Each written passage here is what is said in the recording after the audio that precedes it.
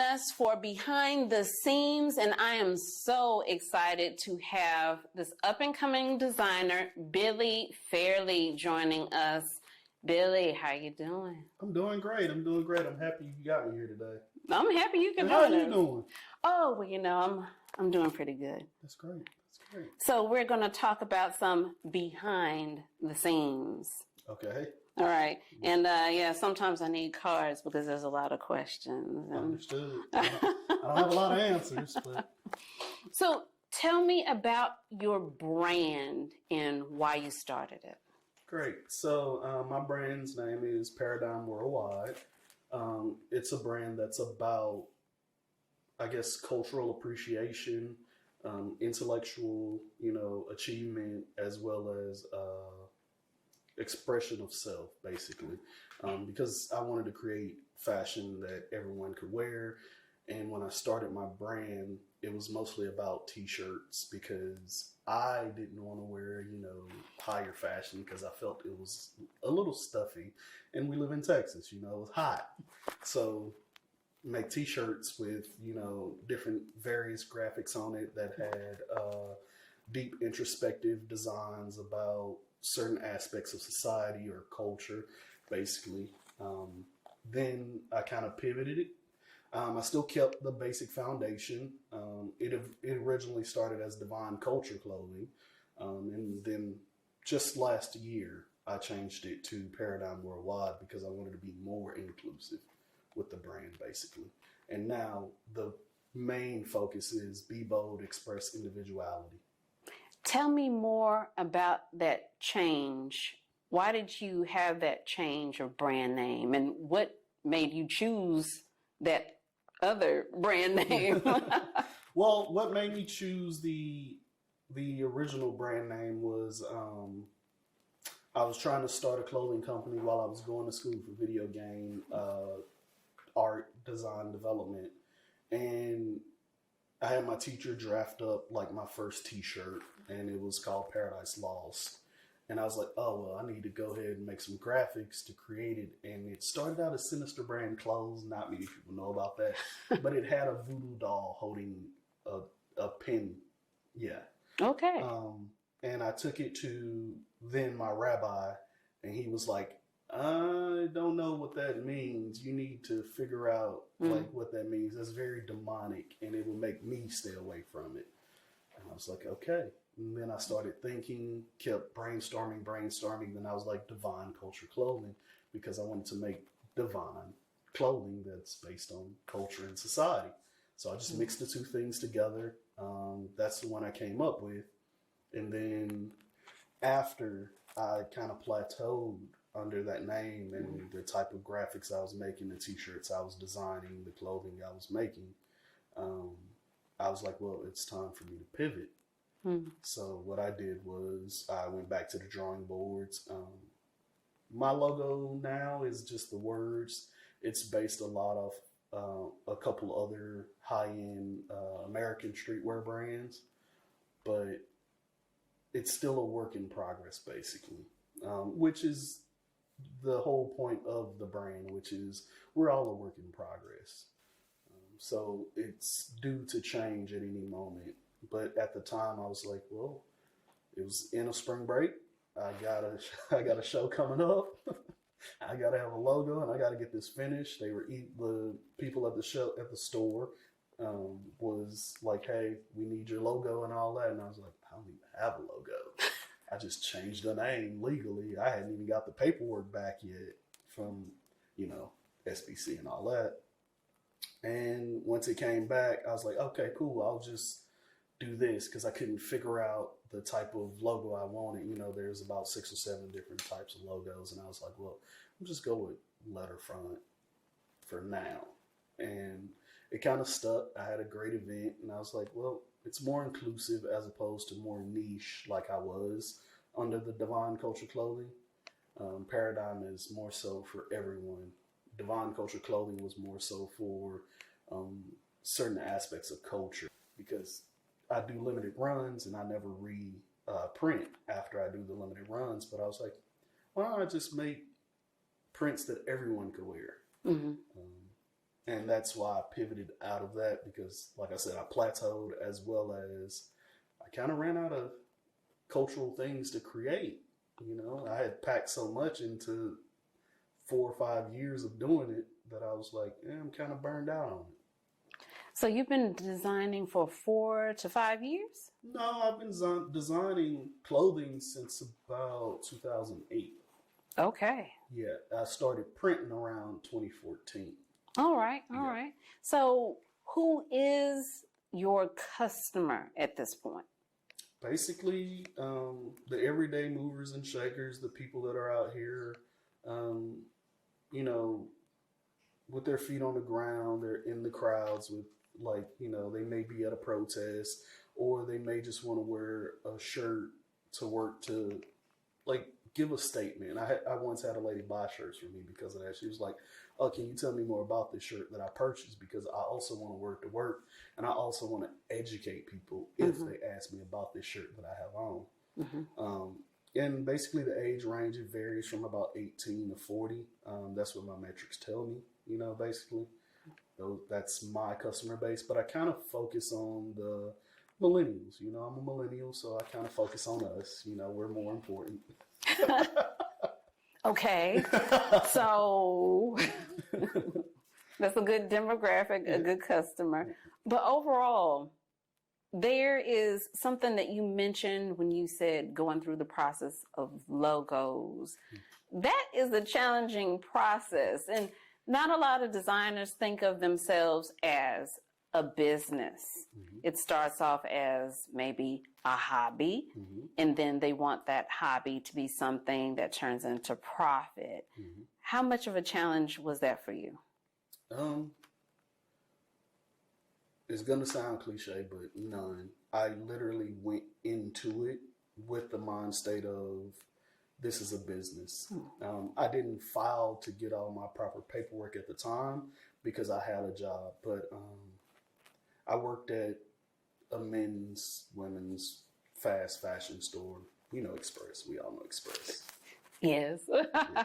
So one of my managers there, I came to them and was like, hey, I want to make t-shirts. And he was like, that's tough to get into this industry. He had also went to school for fashion design.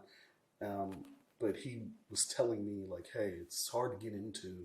So most people would go high fashion and then make t-shirts as opposed to you starting out t-shirts. I was like, well, it's hot in Texas. I ride a bike to school, so I want to make t-shirts. And I like t-shirts. A good heavyweight t-shirt, not a gilded. We don't do gilds. But a good solid t-shirt. I mean, it's moisture wicking. It lasts a long time. And I was like, that's what I want to make. I'm more comfortable in a t-shirt, you know. And how many t-shirts do we all own? We all own at least 20 to 30 t-shirts. And that's being conservative. So I like what you had to say where you had the discussion of how hard it was to get in for t-shirts. And t-shirts are considered everyday clothing. You run into the person that says, I'm not into fashion. And every time I say, if you have an undershirt, a tank top, a pair of socks, undergarments, that's a part of the apparel industry. Fashion. You do care about fashion in some aspect. With that being said, that's a challenge with a sea of t-shirts. And here's the question I'm not sure too many people ask too many designers. Why should anyone buy your t-shirt when there's so many others? That's a good question. Let me think on that for a second. Why should anyone buy my t-shirt? Well, I will say this.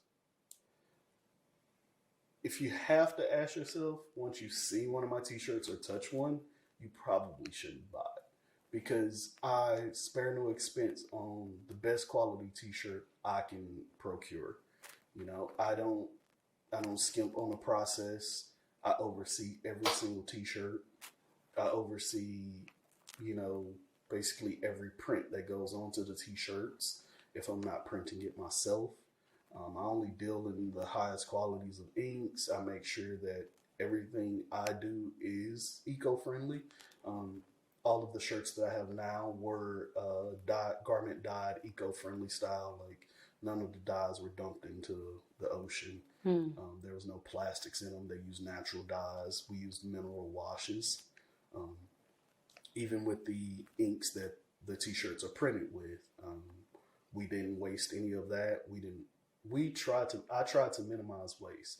So basically, if you're buying one of my t-shirts, you're also buying a quality that you're not going to get at this price, because you can go to, bigger name brands and you're probably going to get the same t-shirt, but they're going to charge $300 and $400 for it. My t-shirt is not going to be that price. So you're getting the same quality at a more affordable price. Well, you've actually managed to do something that is hard for a lot of designers to do. So I applaud you as an up-and-coming designer to be able to get your designs into a brick-and-mortar store. That was pretty easy. Oh, okay. Since it was easy, share with us. Well, so I used to do a lot of markets around Austin. I used to drag my mom to these markets, drag my family to these markets, all over Houston. We went to a lot of markets. And then one day, I was at a market at an up-and-coming art gallery, and they were like, hey, you should get a space here. And I was like, how much is the space? And then we start talking about the space. They showed me the space. And I was like, well, I'm an artist first, then a designer second. It's an art gallery with studio space that I could turn into a brick and mortar. And I was like, yeah, I think I want to do this. And at the time, I had the money to do it.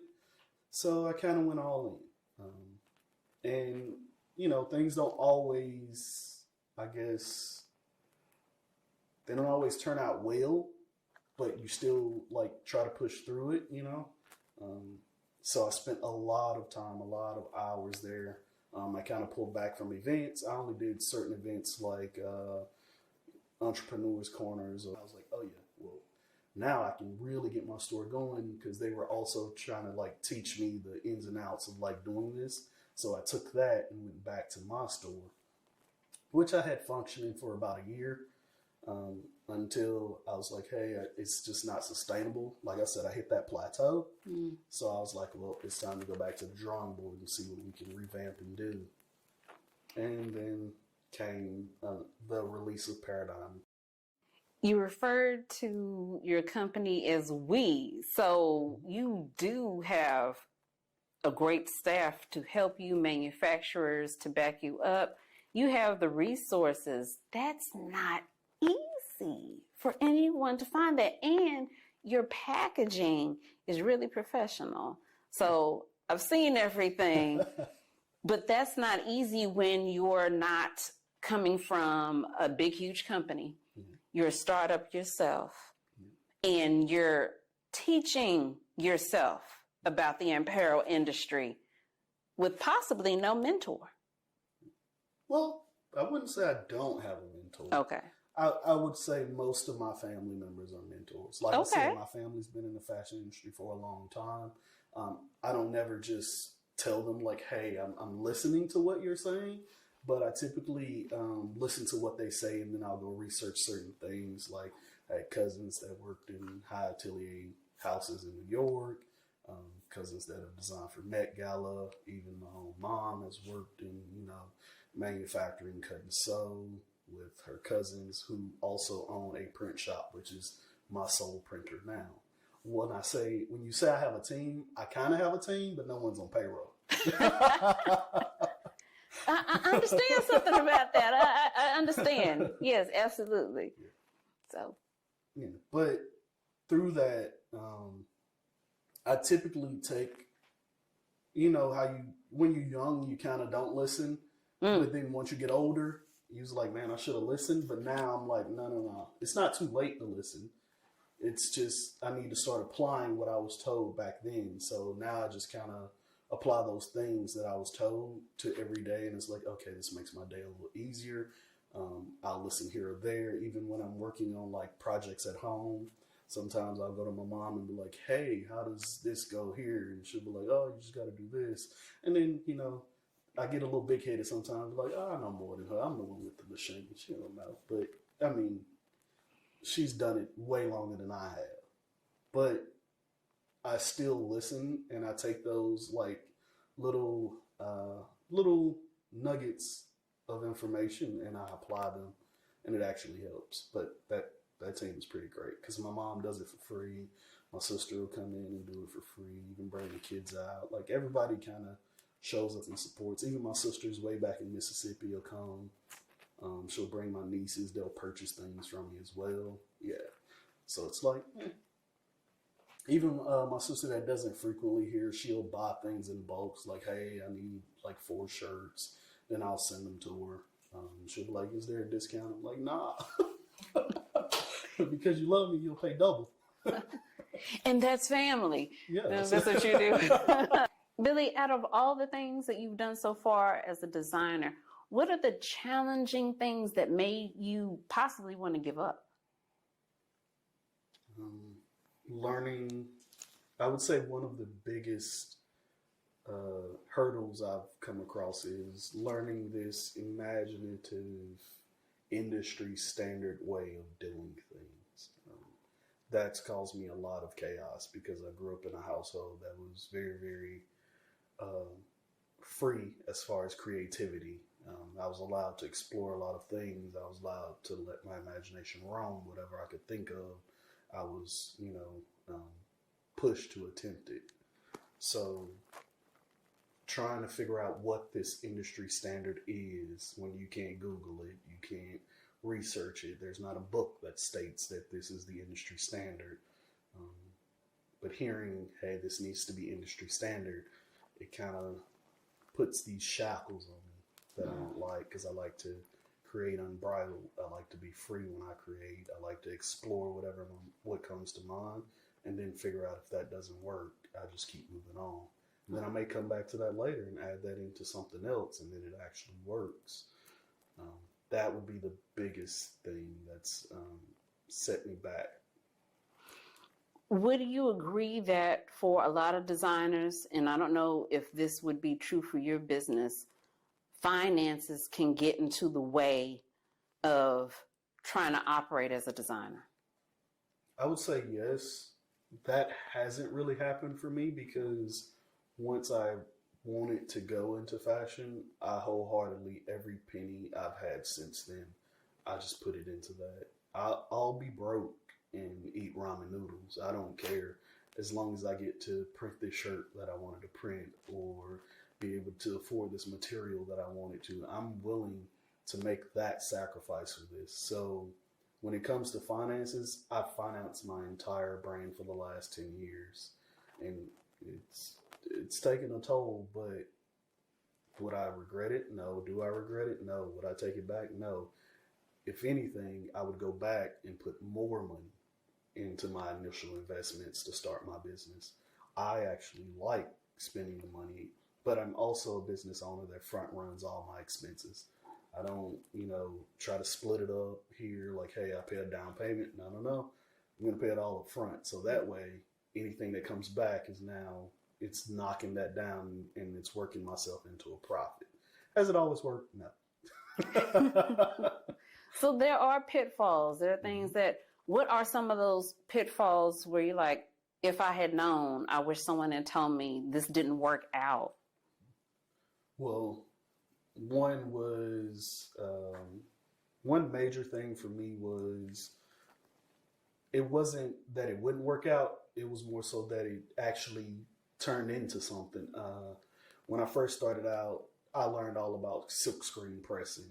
And then I also learned about a specific silkscreen press, which was water-based eco-friendly inks, which weren't the typical like heavy plastisol inks that sit on top of the fabric. These inks dye into the fabric. So the more you wash it, the softer the print gets, but it's permanent. I don't want you to give away trade secrets. Yeah, I'm not going to give away trade secrets. But I was saying, instead of doing that, there was this thing coming out back then that was vinyl transfers that everybody could do. I wouldn't say it was coming out, but like it wasn't as popular to vinyl transfer. As I say, around 2013, 2014. in my circles. And I was just so totally against vinyl transfers, but now they boomed. Everybody made a lot of money that made t-shirts, and now they're gone again. And I'm like, well, I should have been on that wave to start with, because vinyl transferring was really, really affordable as opposed to paying $6 to print one shirt minus the cost of the shirt. And that was one of the things that just I harp back on. I'm like, man, I could have saved $7,000-8,000. That's a lot to say. That's probably the amount of, and the little birdie told me, your Paris trip, you're about to go to Paris. It costs quite a bit. It's, I think, altogether, all these expensive. It's right. I'd say I'm close to 6,000. I haven't sat down and looked at my shopping bill yet. Okay. Yeah. I did some shopping before this, but mostly secondhand. I like to buy secondhand a lot. Well, more so now than I used to, but I really like buying secondhand because I get a lot of the denims that are old school, that are really, really heavyweight, thick. The GSM is up there. And I'm a fan of GSMs. I talk about that like it's normal, and people are always like, what are you talking about? What is GSMs? And I'm like, oh, you don't know what 18-ounce fabric is, blah, blah, blah. They're like, what are you talking about? But that's why I buy secondhand, because you get a lot of the, the denim that people don't want. And I love denim, which I'm in a denim phase right now. But that trip is about $6,000. Yikes. Sounds like you have a lot to teach designers in your own experience. So as we wrap up, what would you tell a designer that's coming behind you, new in the industry, like what to do better in this business? My slogan, be bold, express individuality. Ignore external, like, tall people telling you this is that, do this way.